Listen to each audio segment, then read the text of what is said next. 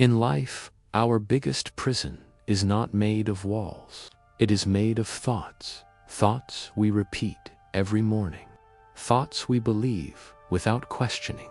Thoughts that feel like truth, but are slowly stealing our life. Today's story will make you pause, because it is not just about one man, it is about all of us. We all know someone like this. Someone who had everything they needed: a simple life, a loving family, food on the table, peace in the heart. But one day, a single thought entered their mind, and slowly, quietly, that one thought changed everything. Not their circumstances, not their luck, just one thought. So listen carefully, because this story might show you a thought that is living inside you right now, without you even knowing it. There was once a carpenter named Hassan. He was not rich, but he was happy. Every morning he woke up early, made his tea, kissed his children, and walked to his small workshop. He carved wood with his hands, made chairs, tables, small things. People in the neighborhood loved his work. They trusted him. They called him by name. At night, Hassan came home, tired but peaceful. His wife would have dinner ready. His children would run to the door. And Hassan would sit at that small dinner table and think, "This is enough. This is good." He slept well every night. No big dreams disturbing him. No comparison keeping him awake. Just a man content with his life. One afternoon, a wealthy merchant passed by Hassan's workshop. He stopped, looked inside. "You are very skilled," he said. "But why are you working in such a small place? A man with your talent should have a big shop, more workers, more money." He smiled and walked away. Hassan smiled back politely. But that evening, as he sat at dinner, he looked around his small house for the first time differently. The walls looked smaller, the table looked older, the neighborhood looked quieter. He thought, maybe he is right. Maybe I am wasting my talent. Maybe I deserve more. He could not finish his dinner. He could not sleep that night.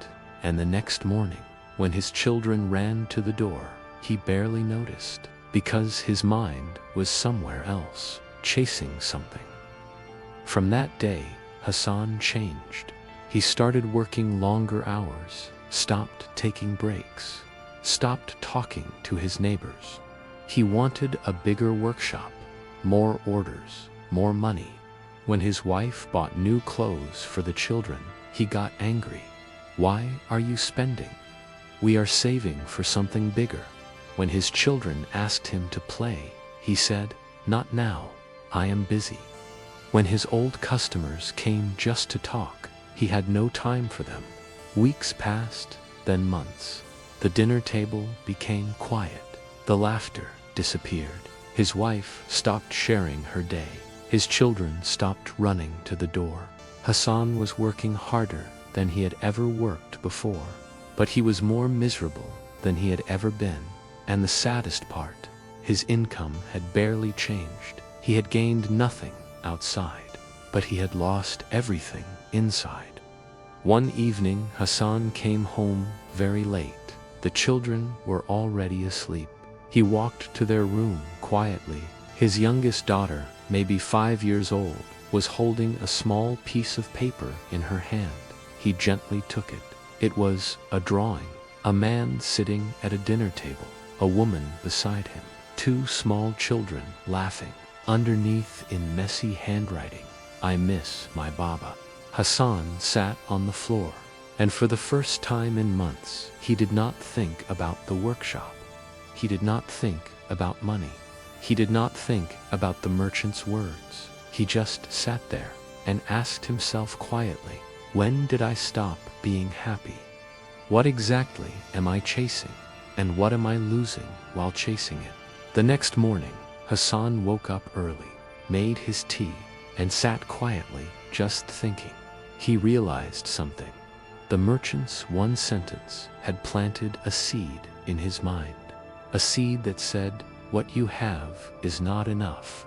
And Hassan had watered that seed every single day, with comparison, with restlessness, with the feeling that somewhere there was a better life waiting. But the better life was already here. It was at that dinner table. It was in those running feet at the door. It was in that peaceful sleep every night. He had not lost his happiness because his life had changed. He had lost his happiness because his thinking had changed. And this is what I want you to hear very carefully today. Your life does not become heavy because of what you don't have. Your life becomes heavy because of how you see what you already have. One thought, just one, can turn a peaceful life into a restless one. But one thought can also bring you back.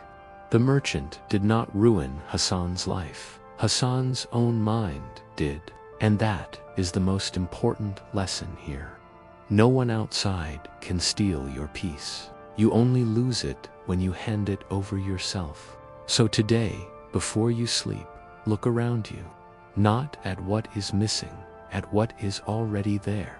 The people beside you, the small moments, the ordinary days that you will one day miss deeply. Because happiness is not waiting at the end of some bigger goal. It is sitting right here, right now, in this moment. If you choose to see it, change the thought, and watch your life change. If this story made you think, share it with someone who needs it today. Sometimes one story is enough. Thank you for watching. And thank you for all your love.